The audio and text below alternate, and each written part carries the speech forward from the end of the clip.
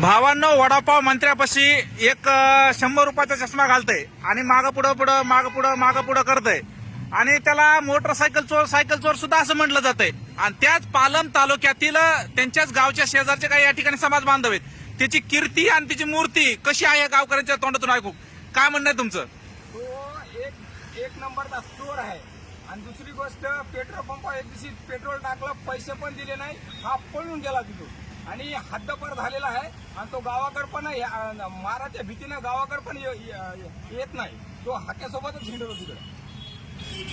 असं आहे. त्याला आमचे नारायण दादाच कपेत, नारायण अण्णा त्या एकट्याला कपेत, ते मध्ये त्याला एकटा नारायण अण्णा कपेत. त्याला माहित असेल काय हिंगा आहे नारायण अण्णाचं. नारायण अण्णाचं काय हिंग आहे? नारायण अण्णा त्याला दाखविलेलं आहे जुन्या काळामध्ये हिंगा काय हिंगा. माधवराव कॉलेजच्या पाठीच्या समोर त्याला मारलेला आहे नारायण दादा. तुडविलंय त्याला. आता बी त्याला तुडवणार आहे. पण बिनकामाच्या उड्या मारते, ते काही करू शकत नाही. ते चहापेक्षा कॅटली गरम नुसतं फिरत पाठीमागं पुढं. आणि तुम्ही त्या गावच्या शेजारचे मराठ्याला धमक्या द्यायचं तर इथे सोडून द्या. आता ते दिसला तिथं ठोकला त्याला. त्यानं मराठ्याला त्याच्या जातीला त्याच्या ह्याला कोण काय म्हणले, समाज बांधवाला कोणच काय म्हणले नाही. पण त्याने एवढं हे केलेलं आहे ना.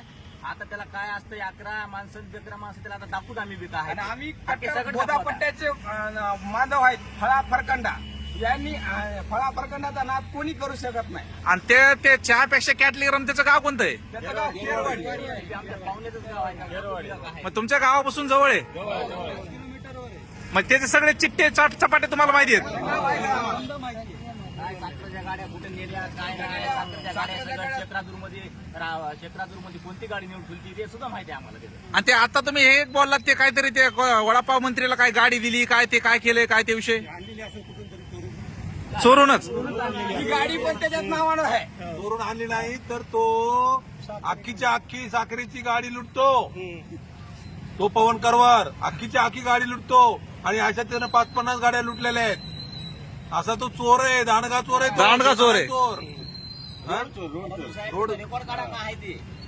मोटरसायकल चोर आहे. परत तो मोटरसायकल चोरलेले आहेत त्यानं. मग तो दांडगा चोर म्हणता येत नाही. त्याचा दुसरा मोठा बॉस आहे ना, तो त्याच्यापेक्षा मोठा चोर असेल ना. नक्कीच बघा, हे असे त्याचे कारनामे आहेत. कुठं सायकल चोर, साखर चोर, मोटरसायकल चोर, गाड्या चोर, पेट्रोल पंपावर जाय, पेट्रोल टाक, पैसे देऊ नको, आणि आता गेलाय पळून. आणि हे गावकरी वाट बघतात गावात येण्याची. नक्की ना. धन्यवाद. जय जिजाऊ.